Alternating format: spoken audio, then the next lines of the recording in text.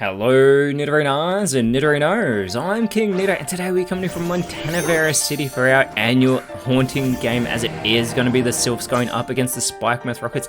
And as we've all exerting that pressure over the Sylphs, let's have a look at the tale of the tape, as the Sylphs have yet to defeat the Spike Myth Rockets in the 3 times these sides have contested in official games, and they're desperately looking for that victory as they have fallen down to 7th place. But the Rockets have been putting themselves into contention to finally make it into the Leaders 8. So with that said, let us know in the comments below who you think is going to win this matchup. Will it be the Ghost types? Will it be the Dark types? Let's go! 3, 2, 1, go! And it is going to be Weavile, joined by my Bostiff, immediately setting up that grassy terrain. Does Weavile, it is Skeledirge with Typhlosion in its Hisuian form on the side of the Montana Sylphs, and Typhlosion is going to go for the court change, but there is no entry hazards in this matchup yet, so that is going to fail, allowing my Bostiff to try and capitalize with the aerial ace, getting in a really good connection there onto Typhlosion, as Skeledirge is going to go with the Mystical Fire. Great connection, lowering that special attack of my Bostiff in the process, and there's that grassy terrain already starting to take effect, healing the health of my Bostiff and Typhlosion, as the outrage from Weavile going massively on the offensive. Typhlosion is in knockout range, but it responds with the Dream Eater, but nobody is asleep, so that is not going to work, allowing my Bostiff now to go for the skill swap. It's going to take that Frisk ability from Typhlosion, giving it the Guard Dog, and we know already that every Pokemon in the PokeType League does hold on to a Leopard Berry for now. But with that said, this is going to open the door for Skeledirge to try and capitalize, as it is going to go with the Grass Pledge, capitalizing on the grassy terrain, putting my Bostiff now into knockout range. But there is that health being restored yet again for Typhlosion and my Bostiff, as that outrage continues, this time going for Skeledirge. Massive damage, but Weavile is going to be left confused due to the fatigue it needs to avoid doing damage to itself, as Typhlosion is going to go for the X. Is a super effective onto Weavile, massive connection. My Bostiff though with the Dragon Claw now onto Skeledirge. A very physical matchup so far, as the Dazzling Gleam from Skeledirge gets the huge play, as it is super effective on both my Bostiff and Weavile, taking out both Dark types. That is the start the Sylphs need, as out comes Meowscarada onto the side of the Rockets. It is going to be joined by Incineroar. We have the 2 Dark Cats, as Meowscarada with the Assurance is going to take Skeledirge out of this matchup with that super effective move. A fantastic response there, as Typhlosion with the Toxic Thread onto Incineroar. It isn't the quickest on the field, but it is still going to slow it down. But more importantly, it is going to leave Incineroar with that poison status condition to chip away at its health, as Incineroar is going to respond with the Fickle Beam, and it didn't go all out, allowing Typhlosion to hang on by a thread. And there is that grassy terrain yet again coming into play, restoring the health of Typhlosion. And it is Goldango now coming out for the Montana Sylphs, but Meowscarada is going to go for the knockoff to finish off Typhlosion with another super effective move, leveling the playing field for the Rockets. And they need this victory because they've dropped out of the Leaders 8 so far this round. They want to get back into there, as Goldango with the Body Slam onto Meowscarada gets in a critical hit as well. But Incineroar, looking to capitalize, goes and sets up the Iron Defense. It doesn't try to capitalize on that part fire typing advantage it has over Goldango, as that health is being restored for the 2 Dark types on the field. But there is that poisoning still afflicting Incineroar, chipping away at its health, as the grass is finally going to disappear from the field. And it is going to be Rotom coming out for the Montana Sylphs in that fan form, as it is the Terrestrial Draftee as well for the Sylphs. It's going to take on that ghost typing that it is all too familiar with. Meowscarada though still with the speed control, goes for the Weather Ball, but unfortunately that is not going to work on Goldango. It is immune, allowing Rotom to go for the Side Blade, but that's not going to work because the Rockets are immune to Psychic type moves. Goldango though looking to go for its part, goes with the Shadow Punch on a Meowscarada. Not very effective. Meowscarada is able to tank that move, allowing Incineroar to go for the Beat Up. This is going to connect 4 times because it connects for every remaining Pokemon on the Rockets, and they're going for Goldango. This is going to do massive damage onto Goldango. If they had all 6, it surely would have gotten the elimination with that super effective move, connecting 4 times, but Incineroar still having its health sapped by that poisoning. Meowscarada with the Sacred Fire, the follow-up to eliminate Goldango from this match. That super effective move.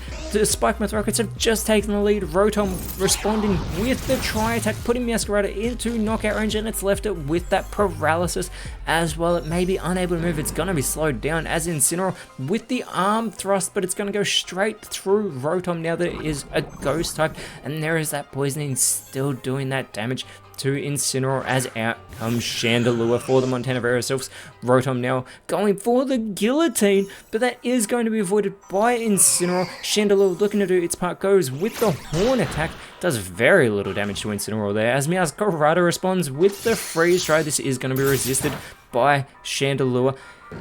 And Incineroar follows it up with the Triple Axle, which is also going to be resisted by Chandelure, even though these do get stronger with every connection. They do add up. Chandelure already taking quite a great amount of damage already in this matchup, and there is that damage still to Incineroar thanks to that poisoning, as Rotom could capitalize. It goes with the Flame Wheel, but it goes for Meowscarada, leveling the playing field. 3 Pokemon down from both sides. Meowscarada eliminated with that super effective move after getting 3 eliminations itself. The last resort from Chandelure is going to fail, allowing Incineroar to try and capitalize. It goes with the Brutal Swing, and it eliminates Chandelure with that super effective move, doing massive damage to Rotom in the process as well. A great play by Incineroar, who is getting closer to being in knockout range thanks to that poisoning. It is now going to be joined by Samurott in its Hisuian form coming out onto the field. It is going to be Dusknoir as the last Pokemon for the Montana Verosylphs, and yet again we see that Frisk ability coming into play, revealing the Leopard Berries as Rotom is going to go for the Crunch onto Incineroar. It does resist that move, but it is now put into knockout range, having its defenses lowered in the process as Samurott with the Metal Burst. Unfortunately, that is going to fail. This allows Dusknoir to potentially capitalize, going for another Tri-Attack onto Samurott with this one. It does not end up with a status condition. We get the Supersonic from Incineroar onto Rotom. It is going to be left in a confused state. Rotom needs to avoid doing damage to itself because now the Rockets are in control, but Incineroar is barely hanging on. They could level the playing field here if Rotom can shake off this confusion and avoid doing damage to itself. It is successful. It goes with the Wing Attack and it eliminates Incineroar from this matchup. We are down to a 2 versus 2 contest, but Samurott could change that, but instead it goes with the No Retreat. It is going to go with the Omni Boost, including boosting that 108 physical attack, that 100 special attack. It is here till the very end. It has no intention of running away. Not that any of these Pokemon ever do in these matchups, as Dusknoir goes with the Scary Face, trying to re-lower that speed that Samurott did just boost. And it is going to be Zoroark. No illusions here, as it is the last Pokemon for the Spike Myth Rockets. Immediately it is going to set up for a Solar Beam. It's going to absorb the light on this turn. We'll see if it can connect on the second turn. But Rotom's still in a confused state, probably amazed that it's seeing Zoroark without the illusion. It is going to do damage to itself, which is great.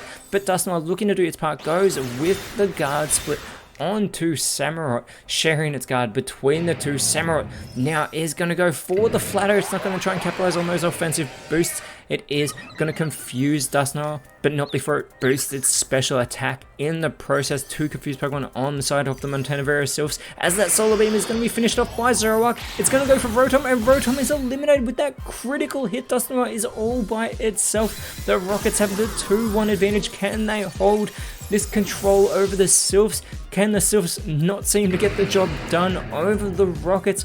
Dusknoir needs to shake off this confusion. It needs to get some eliminations. It is going to go for the Mud Shot on to Zoroark. Gets in some good damage there, lowering its speed in the process, as well as Samurott is going to go with the Gastro Acid. It is going to suppress that Frisk ability that is really irrelevant at this point in the matchup. Zoroark is going to go for a No Retreat of its own. So it's going to go for the Omni Boost as well. Both Samurott and Zoroark with these boosts, they need to capitalize here, but Dusknoir needs to shake off that confusion and capitalize on its own boosted special attack. Otherwise, it is at risk of doing damage to itself and helping out the Rockets. It is successful yet again. It shakes it off. It goes for the throat chop on to Zoroark, but it's not very effective, so it is able to tank that move, allowing Samurott to go for the Ice Shard onto Dusknoir. Gets in some good damage there as well, and Zoroark follows it up with the Take Heart, continuing to boost these stats, boosting that special attack yet again, as well as that special defense. And Dusknoir's finally snapped out of that confusion. It is going to go with the Spit Up. Are we sure it's not still confused? It hasn't gone for a stockpile. This allows Samurott to go for the Energy Ball. It's continuing to go on the offensive, chipping away, putting Dusknoir into knockout range, lowering its special defense in the process. It's an easy target. Zoroark with the Dragon Dance, again, just boosting its stats. It must be feeling confident, boosting that attack and that speed. As Dusknoir needs to go for an elimination, it goes for the Blaze Kick, but it's going to be resisted by Samurott greatly, allowing Samurott to respond with the Gigaton Hammer, and it brings the hammer down onto Dusknoir and the Sylphs, and yet again the Spike Myth Rockets have taken down the Montana Sylphs. The Ghost types just unable to get it done once again against the Dark types. And the Sylphs do stay in 7th place as next round. They will be going up against the Viridian Magma, another side who have defeated them. Whereas the Rockets move back up into the leaders 8, and next round they are going up against the Pony Stars. But until then, Nidorinos, thank you so much for watching. Let us know in the comments below who you thought was the best on field. And if you enjoyed what you saw, please leave a like, share, subscribe. But more importantly, always remember, you are awesome. And I'll see you when you see me.